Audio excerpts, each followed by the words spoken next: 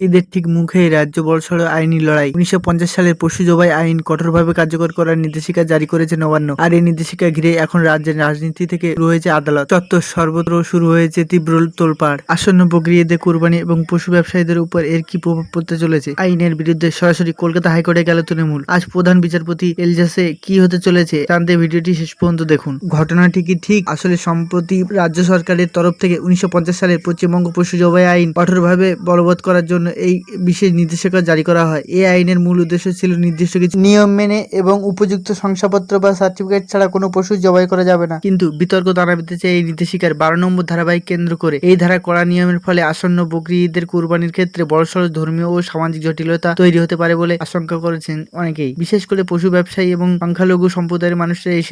এই নির্দেশিকা জারি হওয়ার পরই বিষয়টি নিয়ে সরাসরি ময়দানে নেমেছে তৃণমূল কংগ্রেস। সরকারের এই সিদ্ধান্তের বিরুদ্ধে কলকাতা হাইকোর্টের একটি জনস্বার্থ মামলা পিআইএল দায়ের করা হয়েছে। তৃণমূলের তরফ থেকে তাদের মূল দাবি, বকরি ঈদের ধর্মীয় আবেগের কথা মাথায় রেখে এই আইনের ১২ নম্বর ধারায় বিশেষ ছাড় দেওয়া হোক। আজই কলকাতা হাইকোর্টের প্রধান বিচারপতি ডিভিশন বেঞ্চে এই অতি গুরুত্বপূর্ণ মামলাটি শুনানি হতে চলেছে। একদিকে সরকারের যুক্তি আইন শৃঙ্খলা ও পশু অধিকার রক্ষা, অন্যদিকে আবেদনকারীদের যুক্তি ধর্মীয় স্বাধীনতার আঘাত। দুপক্ষের এই আইনি লড়াইয়ের দিকে এখন তাকিয়ে রয়েছে গোটা রাজ্য। হাইকোর্ট এই মামলায় কি রায় দেয় তার উপর নির্ভর করছে এবছরের ঈদের চিত্রটা।